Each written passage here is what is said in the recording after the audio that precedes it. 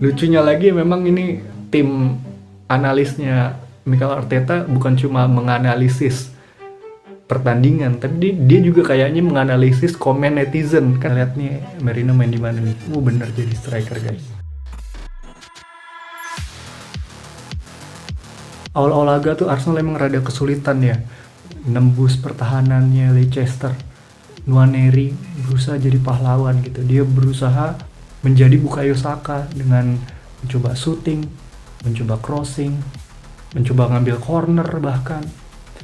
Bahkan ada satu momen dia tuh berusaha ngasih crossing ke Trossard. Yang mana Trossard itu kan pendek, jadi crossingnya juga pendek gitu. Crossingnya juga nggak ketinggian. Akibatnya gampang diambil sama backnya si Leicester tuh, si Faes kalau nggak salah namanya. Jadi kan jadi sia-sia. Dan Sterling berusaha menampilkan kebangkitannya, tapi emang belum bisa. Di tengah pertandingan saya baru ingat, oh iya, begitu lihat wajahnya kipernya Leicester ini kan kiper yang ngeselin banyak save-nya ya. Kayaknya waktu di pertemuan pertama itu dia banyak save-nya guys. Lalu saya berpikir, gila ini dia belum bikin save sama sekali gitu. Arsenal masih boro-boro bikin save. Ini mendekati gawang dia aja sulit. Terus banyak kena offside juga kan. Berani juga tuh Leicester ngasih perangkap offside. Memang kita lihat nih Declan Rice nih rada-rada apa ya, sering di tackle terus jadi kayak nggak maksimal gitu. Headingnya, kontrol bolanya gitu. Kelihatan emang dia gara-gara di tackle tuh rada-rada nyeri barangkali kakinya guys.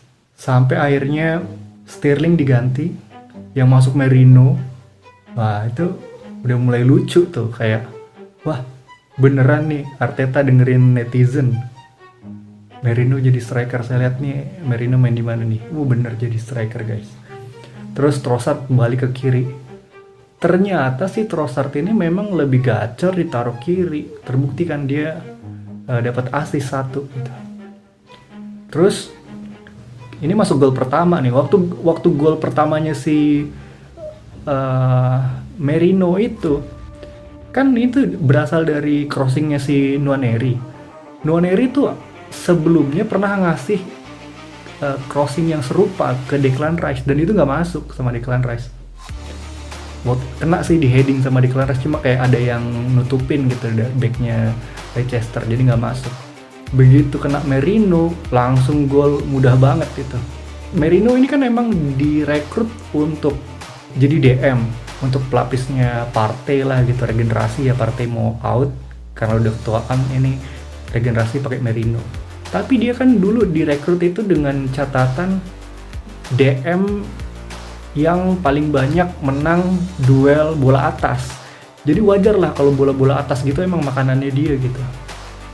Tapi itu mengingatkan saya akan golnya Erling Haaland yang waktu kita menang 5-1 tuh. Itu kan prosesnya mirip-mirip tuh. Crossing dari half space, terus disundul sama Erling Haaland masuk. Ini cuma beda pelaku doang, si Nwaneri, terus yang nyundul si Merino. Nah terus saya udah mulai mikir gini, wah lucu nih, dia jadi kayak Erling Haaland, mana sama-sama gede gitu. Saya udah mikir kayak, wah Erling Merino nih lucu banget. Tahu-tahu dia golin lagi guys. Gol kedua itu emang counter attack sih. Odegaard terus ke Calafiori, terus ke Trossard crossing. Dapatlah Merino gol lagi. Ini kita mulai dari Odegaard dulu ya.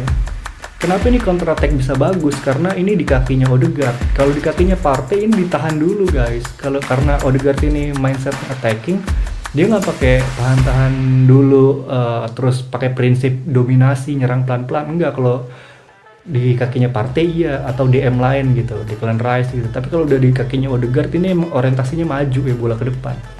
Terus kita lihat tuh bolanya ke Calafiori kalau nggak salah. Terus Calafiori ini kayak dijepit banyak, terus dia masih bisa berkelit. Emang ini pergantian Calafiori ini cerdas juga sih. Padahal si Lewis Kelly terakhir dapat save bagus ya. Ini kita sedikit tentang Lewis Kelly nih. Lewis Kelly itu kan awal-awal main kan kayak kontrolnya salah, terus kayak ada passing yang long pass yang nggak akurat gitu. Tapi di akhir-akhir sebelum diganti dia kan bikin save yang mahal banget tuh. Dan waktu diganti sama Calafiori, saya lihat nggak sayang nih. Tapi mungkin disimpan kali buat tenaganya buat match selanjutnya gitu. Dan ternyata emang si Calafiori ini berhasil jadi pemain yang ngasih impact gitu untuk gol kedua Arsenal gitu. Dia ngasih bola ke Trossard itu susah payah dengan meliuk-liuk di pressing banyak orang, dan Trossard ini yang lebih gacor di kiri ngasih bola yang enak banget ke Merino. Ini Merino begitu saya lihat ini kan goal tap in ya. Ini positioningnya kok bagus ya. Positioningnya bagus, dan yang lebih penting lagi dia clinical. Wah, ini sih bakat striker ini. Wah, jangan-jangan kedepannya ini beneran jadi striker Merino guys. Bahaya juga nih, Arsenal seolah-olah dapat new signing nemu striker. Itu dalam hati saya bilang, lah ini baru striker. Kemarin-kemarin kita nggak berasa punya striker, sekarang baru ada striker nih. Emang ini Merino kayaknya harus dibikinin yel-yel guys. Kayak Mewino, how we mau Mewino. Kayak gitulah kira-kira ya. Gak heran sih, siapa tahu aja ya ini blessing in disguise. Merino jadi Erling Haaland. Jadi kita malah punya striker keren, nggak perlu beli, ya kan? Karena ini soal klinikal, kayaknya lebih klinikal Merino di pertandingan tadi ketimbang kayak Havertz. Kayak Havertz masih ada meleset-melesetnya dulu. Ini kalau Merino langsung dikasih peluang gol, ya yaudahlah. Mikel Arteta, tunggu apa lagi, jadikanlah itu strikermu, Merino striker kita. Lucunya lagi memang ini tim analisnya Mikel Arteta bukan cuma menganalisis pertandingan, tapi dia juga kayaknya menganalisis komen netizen. Kan netizen kan memang banyak lucu-lucuan sebelumnya di internet kalau Merino suruh jadi striker, kalau emang pengen pengganti kayak Havertz karena dia sama-sama gede, sama-sama technical di kakinya tuh, teknik kontrol bolanya juga bagus gitu. Cuma kan mereka bilang soal finishing dia sama kayak Havertz, nggak begitu klinikal ya. Tapi kalau tadi klinikal banget itu Merino. Jadi saya mendukung Merino jadi striker utama guys. Kalau kalian gimana? Tulis di komen.